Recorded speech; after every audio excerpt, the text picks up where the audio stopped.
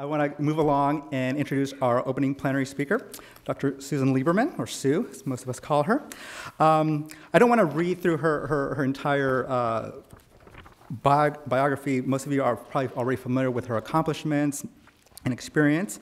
I just want to know that she has been, I think, one of the leaders and role models for conservation science, especially with endangered species, and also in the policy realm. She's now, I will say, her current position is Vice President of International Policy at the Wildlife Conservation Society, which I have had great experiences in the field, in Indonesia, and Zanzibar, and elsewhere.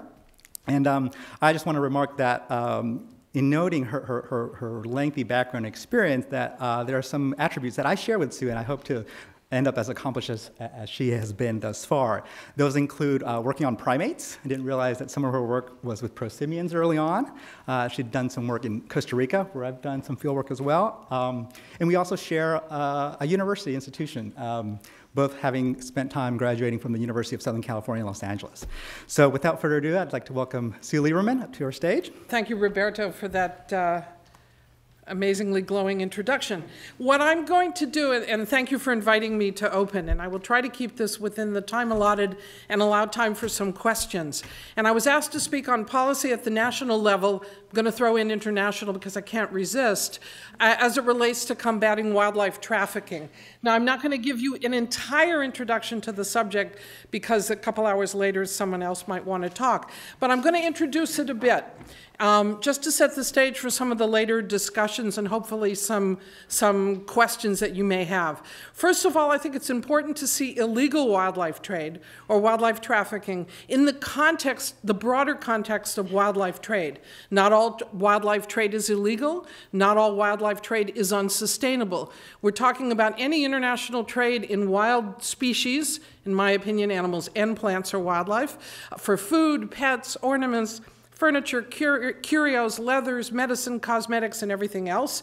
It's a multi-billion-dollar industry, and it is believed by scientists to be the second largest direct threat to species after habitat loss. I say direct threat, thinking of climate change as less a direct and more an indirect threat. And I think it's important to keep illegal wildlife trade in that context. And the wildlife trade and the illegal trade as well is a transnational problem, and therefore it requires multilateral international solutions and policies.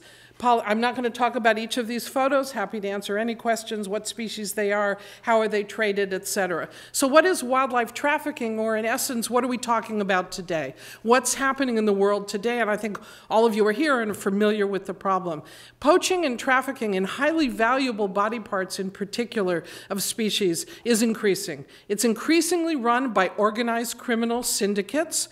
It's driven by high prices, particularly but not exclusively in East Asia, and it is tremendously facilitated by corruption, weak governance, and low capacity along the entire trade chain from source to market. If we talk about policy solutions, interventions at every level, if we fail to discuss weak governance and corruption, we will not solve this problem. We'll talk about it, but we won't solve this problem. And I just want to you're going to hear more from people talking about wildlife crime, how to deal with it. The point I'd like to make is that wildlife criminals are driving species towards extinction across our planet. I'm not talking about the poachers necessarily. I'm talking about the criminals, the syndicates, the kingpins, the middlemen, etc. They're spreading disease. We're going to hear more about that, weakening the rule of law, and causing tremendous instability in communities. These criminals are professional, organized, they cooperate internationally, and they're innovative. And the response must be professional, organized, cooperating internationally, and innovative, or we are not going to solve the problem. In addition, others are going to talk more in detail about poverty. I just want to make a point.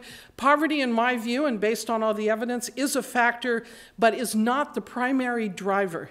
If tomorrow we solve poverty across the world, which would be nice, but we probably won't, we're not going to solve this problem. It is a factor, but in many ways, wildlife trafficking is detrimental for the poor. It's not that we should be blaming the poor or blaming poverty, and I think it's an important point. So what do we need to do? Well, basically what we need to do, in addition to documenting the crisis, and when I say we, I don't mean Wildlife Conservation Society or the NGO community, I mean the global conservation community, NGOs, governments, intergovernmental organizations, etc. We need to stop the killing. Any crime you're dealing with, you have to first and foremost do crime prevention. We have to stop the trafficking, and that's not just about the poaching and the killing, but the traffickers, and stop the demand. By that I mean stop the consumption and the desire for consumers to own products such as ivory, etc. I'm glad it shows up there. It doesn't show here. And we have to work throughout the entire chain, and that's what we're going to be talking about today. And there are policy interventions, of course, at every level. As I said, and I'll talk a little more about stopping the killing, crime prevention. Stopping the traffic means working in source countries, in towns and villages around the landscapes where the middlemen buy and sell wildlife. Poachers are not necessarily from local communities. Sometimes they and often come from outside and are hired by these middlemen. And we also have to stop where the trade flows converge at international borders, at airports, seaports, etc. And we have to work in the urban areas where these products are sold to consumers. This is just one example of work to document the crisis. A scientific study published in 2013 showing that elephant populations declined by about 65% from 2002 to 2013. It's probably worse. In fact, it is worse. The point is, if we don't document what we're doing, if we don't monitor what we're doing, how do we know we're being effective? Having meetings, having government declarations, et cetera, is an output, but it's not an outcome. We have to monitor what's out there, monitor the killing, monitor the populations. To me, that's the fundamental measure that we need to look at. And this is just an example of what we're talking about. When large shipments like this come in, more and more shipments when they are seized, we are seeing larger and larger shipments, again, indication of more involvement of organized crime. I am running through this quickly because I know many people will be discussing this in more detail. In terms of stopping the killing and in terms of what policy interventions are needed, it's absolutely critical to protect species by supporting well-trained, well-equipped, well-managed ranger patrols in key sites. We're not going to stop this if we don't do that. We have to look at the countries where there is poaching and work on the ground to make sure through policy and through interventions that protected areas are established, are well managed, and that there's protection on the ground. Again, what you can also call crime prevention. You can't see this, but basically it's a graph of where eco-guards are present, when they're absent, and elephant densities. We know that it works.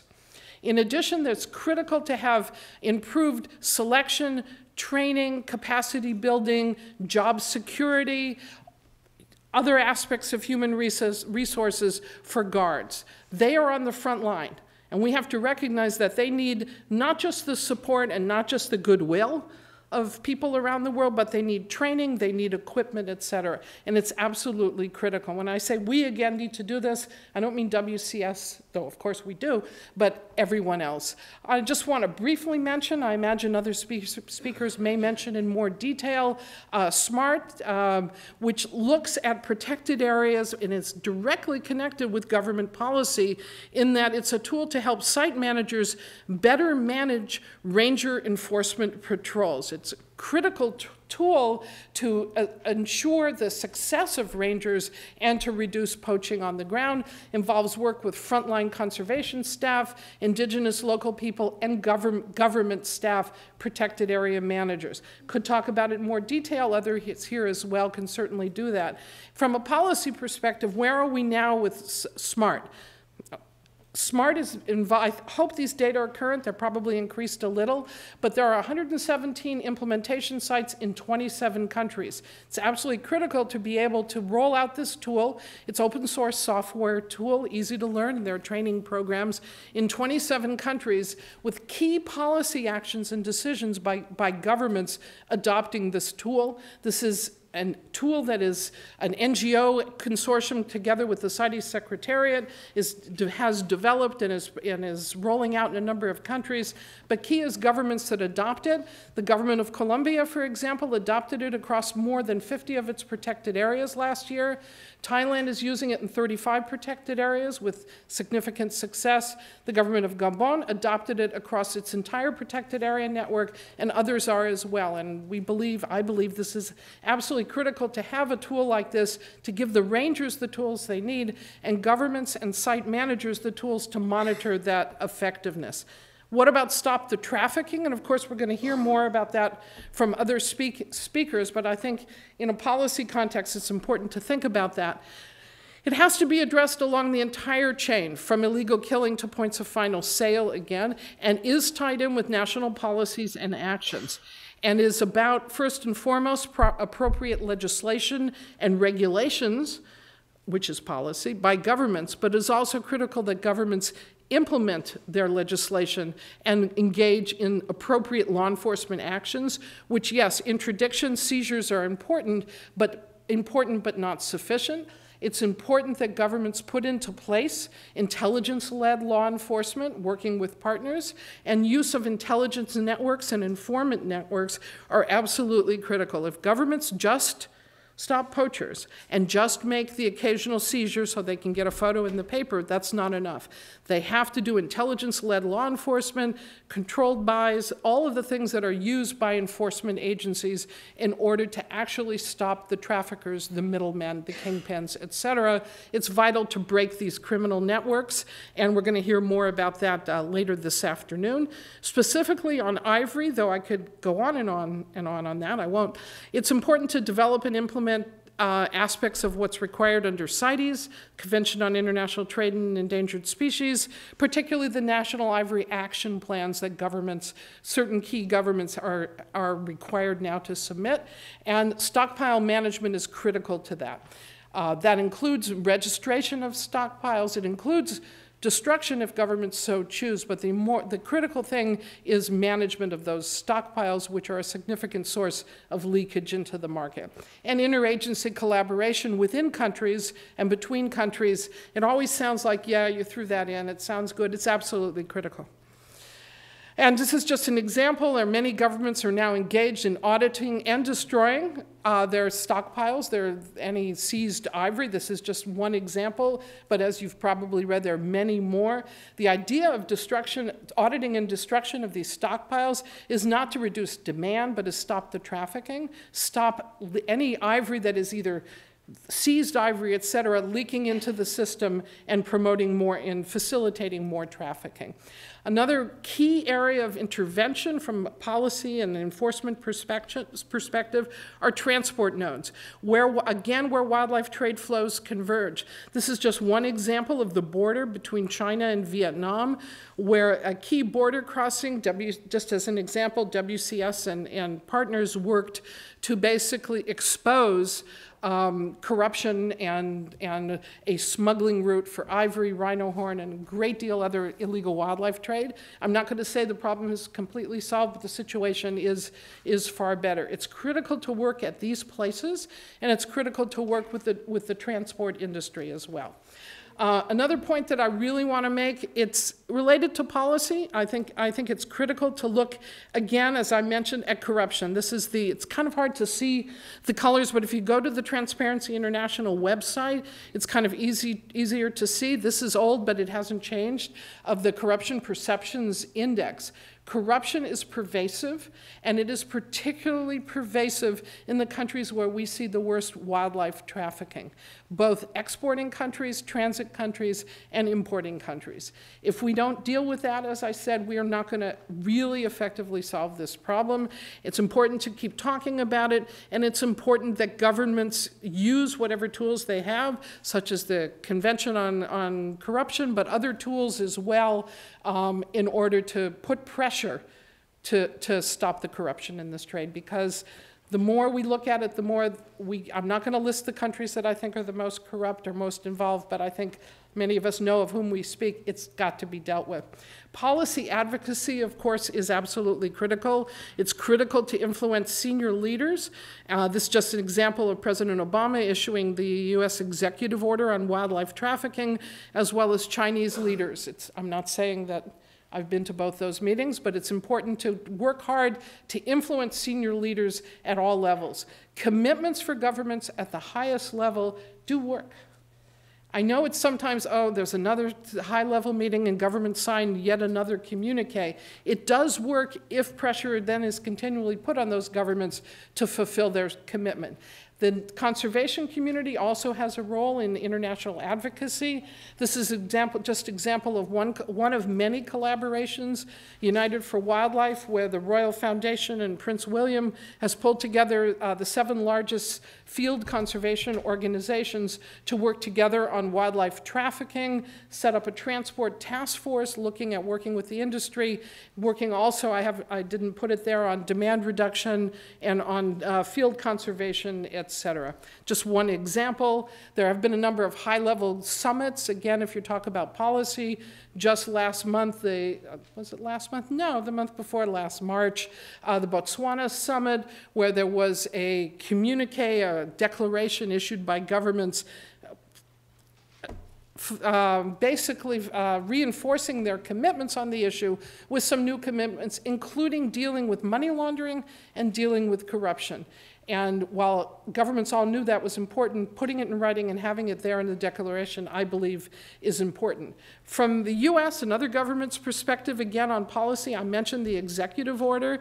That executive order, as you may be aware, established a task force as well as an advisory council to advise the task force. And there is now a national strategy and an implementation plan in the United States, which involves multiple U.S. agencies, and in my personal view is making tremendous strides and is actually influencing other governments to do the same.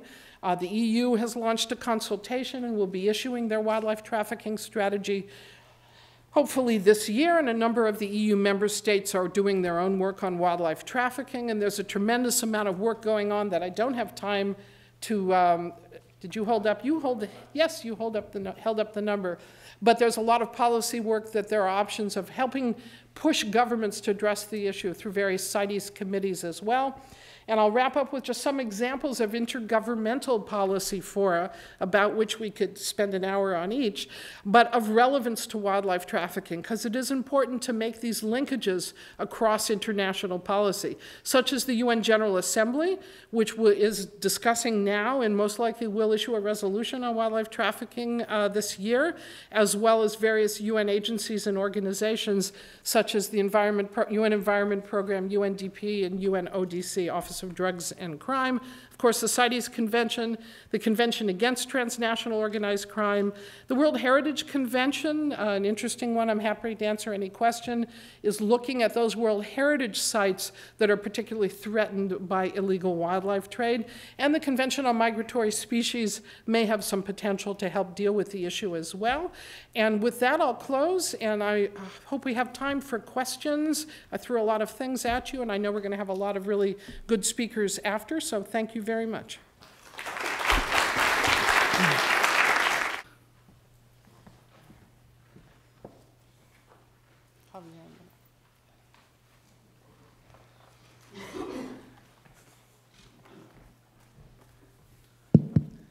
Thanks, Sue, for the presentation. My name is Jaime Cavalier. I work at the Global Environment Facility. In relation to the eco-guards, what is your proposal for protecting the elephants outside of the network of protected areas, where you probably find even more elephants than within?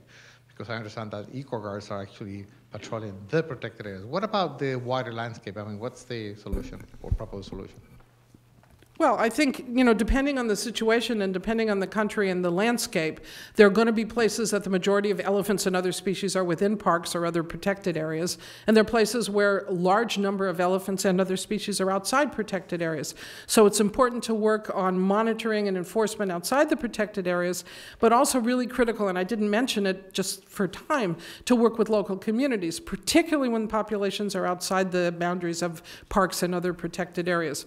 Working with local communities, either in tourism development or other programs, so that local communities basically have a stake in the wildlife, and it's in their interest as well. I didn't have a chance to go into that, but that's absolutely critical, particularly outside protected areas.